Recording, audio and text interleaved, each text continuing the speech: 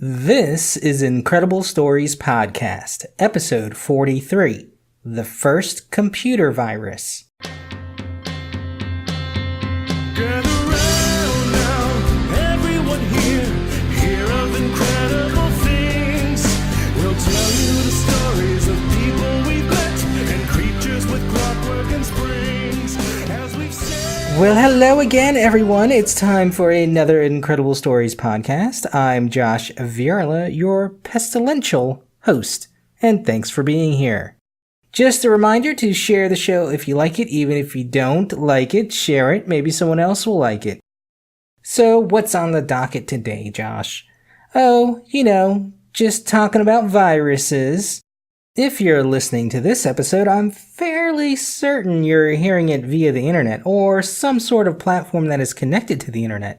And the internet is a lovely thing, isn't it? We use it for everything from entertainment, shopping, to banking, even dating. All hail the internet! But the internet also has its dark sides, and few things are as dark as getting a computer virus. Those nasty little bits of code that infect your computer can really F up your world. But do you know the story of the first computer virus? You probably think the first one was made by some Soviet mastermind, but it was actually a 15-year-old boy. Crazy, I know, right? So let's explore the early age of digital infections. Here's what I know. So a computer virus is a pretty broad term that includes many types of malicious programs that can infect your computer. Generally, they all fall under the term of malware, and there are many different types of those. You got viruses, trojans, ransomware, spyware, and worms, etc. Generally, these are used to gain access to a person's sensitive data, like banking info, photos, email lists, top secret government files disclosing the existence of aliens. Well, forget all that stuff, because the first computer virus in the wild was just a prank. And to note, when I say wild, it refers to the general public's computers and not an in-lab or closed network. So, this wild virus belonged to 15-year-old Rich Skrenta, an ordinary Pennsylvania high school student in 1982. Well, ordinary except for the fact that he was very savvy in the realm of programming computers. But let's back up a bit to 1980, and a 13-year-old Rich gets a Christmas gift of the Apple II computer. Well, this aspiring tech geek was hooked on this modern piece of sci-fi awesomeness. Of course, he used it to play games and such, but his curiosity implored him to dig deeper. He ended up writing his own text-based game for the computer, and his game put the player in the point of view of an aircraft crash survivor. And now this was an important step for Rich, because by him making his own game, he basically taught himself how to do basic programming, which allowed him to learn assembly language, which is fancy talk for low-level computer programming. Now, back to 1982. Okay, so what did computer nerds do in the 80s? Why, they joined their local computer clubs, where they ran illicit dens of pirated software, trading games in the digital black market.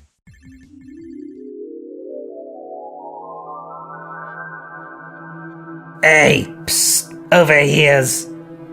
What you looking for, kid? I got your Apple Panic, Castle Wolfenstein, some Aztec. Do you got any, lunar leapers? Lunar leapers? Nah, you don't want that. What you want is some of this. Wow, what's that? Bolo, my friend, Bolo. It features tanks, and you gotta destroy 6 enemy bases. You see this pixel here? Yeah. That's you. And you see this pixel here? Those are you in a map. Okay, how much is it? First play is free.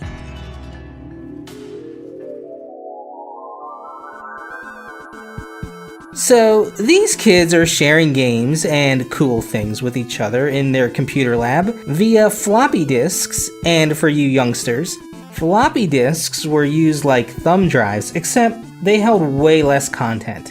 But that's okay, because back in the 80s, you didn't need a lot of storage for games. So all this swapping and trading got Rich's brain juices flowing. Can I play some tricks on my friends with these floppy disks, he thought. And he answered his question quickly by modifying the disks so that they would display some messages on the screen when they were playing games.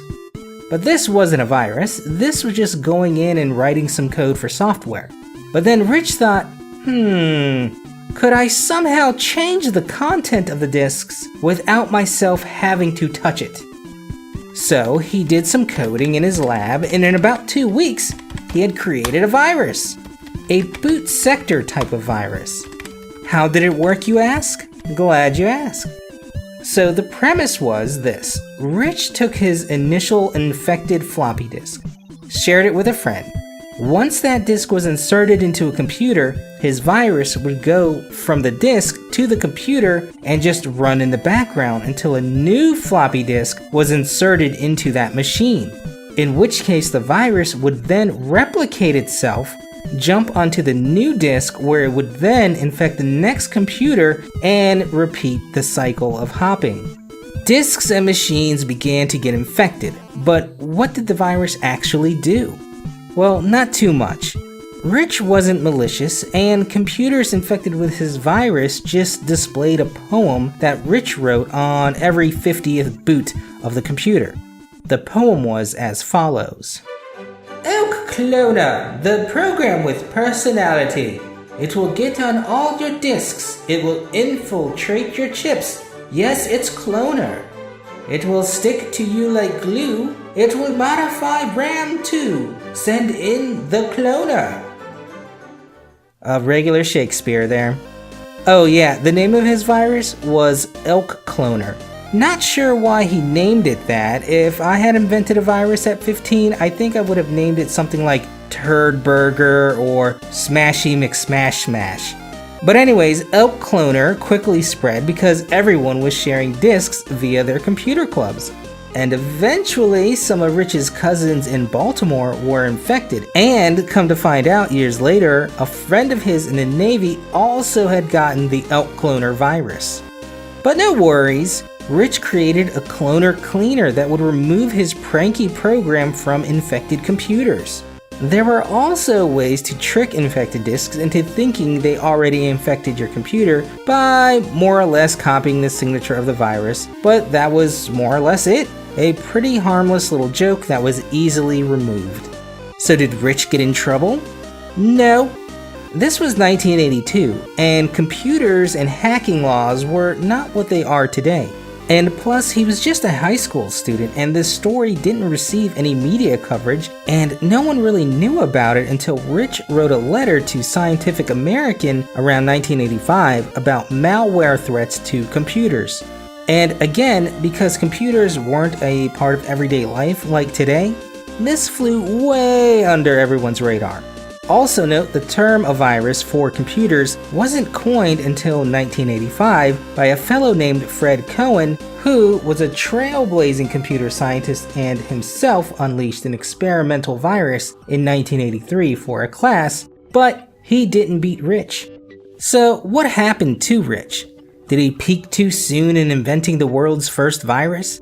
This guy was a player in Silicon Valley, having worked for Unix System Labs and Sun Microsystems, as well as many other equally internet nerdy type things. Oh, he also was co-founder of Bleco in 2010. What is Bleco? It's a search engine like Google, and his goal was to provide better search results than Google. It used innovative slash tags for result queries. Psh, Josh, so what? There are tons of other search engines that come nowhere close to Google. Now I hear you.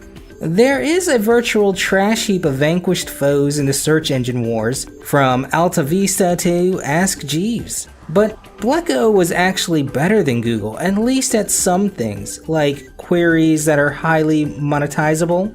You see, Google's results generated more spam results in things like how to clean gutters, according to Adriana Gold, who worked at Bleco. Well, if Bleco was so great, Josh, why don't I use it today? Well, maybe because it got bought out by IBM in 2015 and absorbed to be the search engine for Watson, aka the supercomputer that won Jeopardy, aka our future AI overlord. All hail Watson.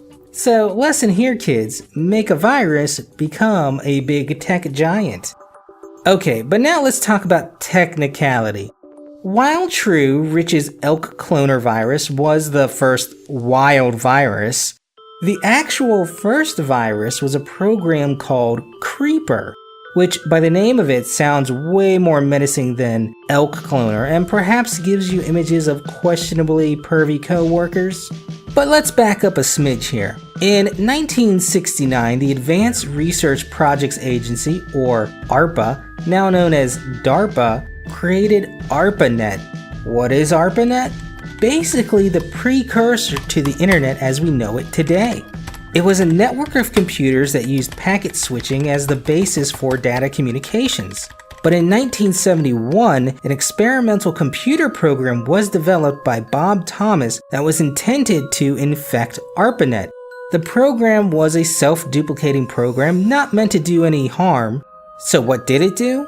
Well, it would ID a computer on the ARPANET system, transfer to that computer, and begin to print. While the printer was in the middle of printing, the file would stop, and the following message would display on the computer screen. I am the Creeper, catch me if you can. The Creeper virus would then ID a new computer and hop over there, while deleting itself from the previous computer. This is what would have been considered a worm type of virus. This virus was then expanded upon by Ray Tomlinson, and eventually it was starting to get pretty annoying within ARPANET. In fact, a cleanup program called the Reaper was created to bounce through the net to find and remove the Creeper virus. And this was significant because the Reaper was now the first antivirus software. So, what was the point of this experiment? Well, the point of it was to not really infect computers, but to show mobile applications. So, for example, identifying something like, hey, this machine has data on it. Is it more efficient to send the application to the computer with the data, or bring the data to the computer with the application? Stuff like that. It was looking for efficiency. But that's the story of the first computer virus, and now you know what I know. Of course, the internet is pretty much the center of modern society, connecting people to people without them having to actually connect with each other. And it's interesting to know that pretty much from the start, the primitive computers were under attack from viruses. Although not as malicious in intent as those today, they still took a lot of intelligence, and really I think it's a human function to explore and exploit the weakness of really all things from enemies to one's own self. I'm just happy that computers don't currently have the curiosity to probe human vulnerabilities, but just in case an advanced AI starts infecting home computers through the internet, make sure you power down when not in use. But now for something you can definitely power up, the haiku.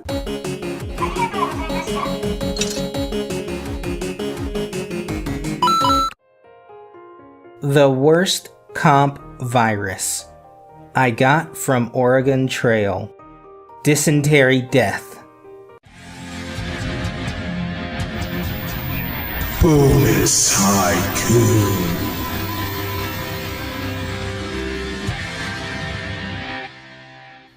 Whoa, that sound means we have a listener submission. And this week we have a haiku from Pat. I won't read the full name, but Pat, you know who you are. And this is a haiku from our Golden Spruce episode, and it reads as follows. Sacred Haida tree, the gold in its mystery lives another day. Alright, very good, Pat. I like that haiku. It is very on point to the episode. And to the others who are interested in sending in haikus, go ahead and do so. I'm happy to read them on air. Or, recorded on air, whatever. We're not live here. Okay, but that's all the time I have this week, guys. Check out our main site for other stories on IncredibleStoriesPodcast.com. Send me an email or haiku, of course, at contact@incrediblestoriespodcast.com. Follow us on Facebook and Twitter at IncredPod, and rate us on iTunes and peep us out on YouTube and Stitcher. For Incredible Stories Podcast, I'm Josh, and remember, the journey of 1,000 tales begins with the first word. Get around now, everyone here, hear of incredible things. We'll tell you the stories of people we've met and creatures with clockwork and springs. As we've sailed through the tunnels of time, spreading our message in songs. We've seen many wonders and heard many tales of future and times now forgone.